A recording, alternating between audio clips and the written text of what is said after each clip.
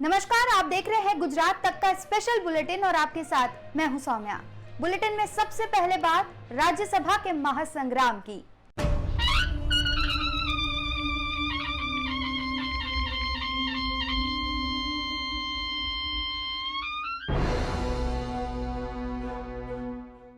गुजरात की 4 राज्यसभा सीटों के लिए आज मतदान हुआ।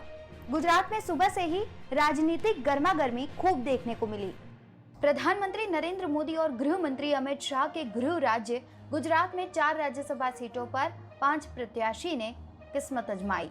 बीजेपी की ओर से अभय भारद्वाज और रमीलाबेन बारा के साथ तीसरे कैंडिडेट के तौर पर नरहरि अमीन मैदान में थे, जबकि कांग्रेस में से शक्ति सिंह गोहिल और भरत सिंह सोलंकी की साख दांव पर थी। इसी के साथ आपको ये भी बताना चाहेंगे कि कांग्रेस ने भूपेंद्र सिंह चुडासमा और केसर सिंह के मतदान को लेकर विरोध जताया और साथ ही में कह दिया कि दोनों एमएलए के वोट रद्द किए जाएं।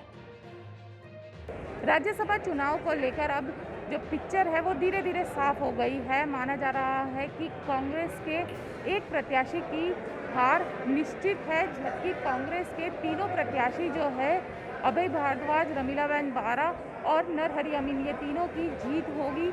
दरअसल कांग्रेस ने एक पिटीशन भी चुनाव आयोग में फाइल की है और कहा है कि जो भी प्रॉक्सी वोट डाले गए हैं, जो 2 दिन पहले चुनाव आयोग की अनुमति के साथ डाले गए हैं, उसे कंसीडर किया जाए, लेकिन जो पिछले 24 घंटे के अंदर ये प्रॉक्सी वोट डाले गए हैं, जो उसके लिए एप्लीकेशन आई थी, उसे रद्द किया जाए। इसे देखते हुए फिलहाल जो काउंटिंग है वो रुकी हुई है, क्योंकि जो वोटिंग है, वोटिंग की एक पूरी जो सिस्टम होती है चुनाव आयोग की, उसको फॉलो करना पड़ता है। लेकिन कहीं ना कहीं अगर बीटीपी ने आज वोट नहीं दिया है, छोटू वसावा और उनका बेटा वोट देने नहीं पहुंचे हैं, तो वैसे में अगर हम जितने भी वोट अब तक पड़े हैं और जिस तरीके की काउंटिंग है उसको देखते हैं, तो बीजेपी के तीनों उम्मीदवार की जीत निश्चित है, जबकि कांग्रेस के एक उम्मीदवार की हार निश्चित है। वहीं बीजेपी प्रवक्ता राजू भाई ध्रुव ने 3 सीट जीतने को लेकर क्या कहा, सुनिए।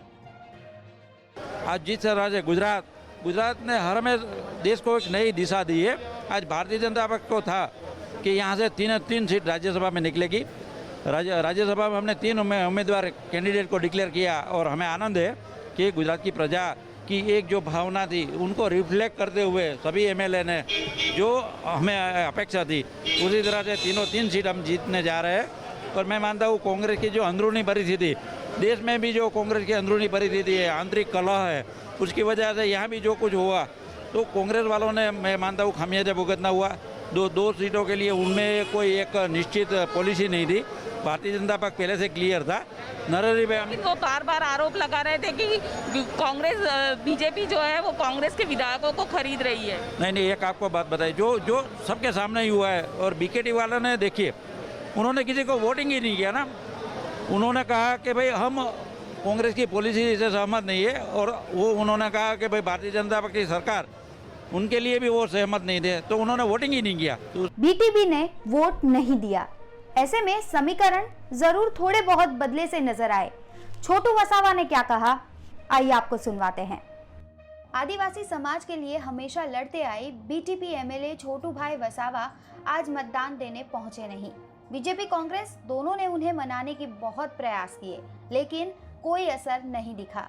और इसी के साथ छोटू भाई वसावा ने यह भी कह दिया कि जिसको जो करना है वो करे, गोली मारनी है तो गोली मारो, लेकिन हम पीछे नहीं हटने वाले। ખેડી કાઢવા માગે છે આદિવાસીઓને, આ દેશના જ નથી એવું કહેવા માગે છે, એટલે અમે આ દેશના છીએ એવું કહેવા માંગીએ છીએ ને એ આંદોલન અમે કરવા। પણ અત્યાર સુધી છોટુભાઈ, અત્યાર સુધી તમે કોંગ્રેસની સાથે રહ્યા છો, કોંગ્રેસની સાથે તમારું ગઠબંધન એક પ્રકારે સાથે રહ્યા છે, કોંગ્રેસ સાથેની બંને સાથે। ભાજપને બી મત આપ્યા છે, અમારા લોકોએ બી મત આપ્યા છે, હજુ બી આપે છે, અને જો મતદારોનું હિત થતું હોય એ પાર્ટીઓને વોટ કેવી રીતના આપવા થશે અમારા લોકોને, તો અમે આંદોલન કરશું લોકોને લઈને। કેવા પ્રકાર એમને ગોળી મારવી હોય તો મારે, કોઈ સવાલ નથી, પણ અમે આ દેશના છીએ, કેવડિયાના છીએ। કેવડિયાના બાળકો બી અમારા બાળકો છે, સરકારના બી બાળકો છે, એને હટાવવાની વાત કરે તો અમે હરગીજ નથી સહન કરવા। अगली खबर का रुख करते हैं, जो है मुरारी बापू से जुड़ी हुई। मुरारी बापू के समर्थन में अब धीमे धीमे पूरे गुजरात के कोने से हर लोग आ रहे हैं। जाफराबाद तालुका के भाजपा महासचिव तुषार त्रिवेदी ने इस्तीफा दे दिया। मुरारी बापू पर हमला करने के लिए पूर्व विधायक पबूभा मानिक के प्रयास के विरोध में इस्तीफा दिया। उधर सावरकुंडला स्थित मानव मंदिर आश्रम में महिलाओं ने रामधुन बुलाकर विरोध जताया। वहीं भावनगर में पटेल समाज, संत समाज और मुस्लिम समाज के लोगों ने मुरारी बापू के समर्थन करते हुए आवेदन देने कलेक्टर ऑफिस पहुंचे।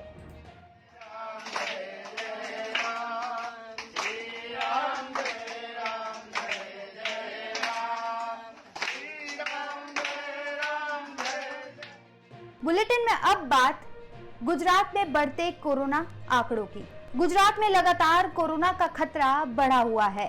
गुजरात में ये आंकड़े 26,000 के पार हो गए हैं। अहमदाबाद जो हॉटस्पॉट में है, अहमदाबाद में ये आंकड़े 18,000 के पार हो गए हैं।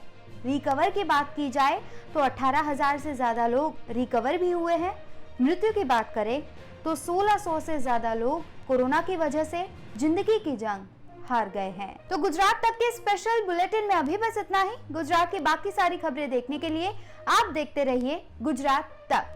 अपना बहुत ख्याल रखिए, 2 गज दूरी अक्सर बनाए रखिए। नमस्कार।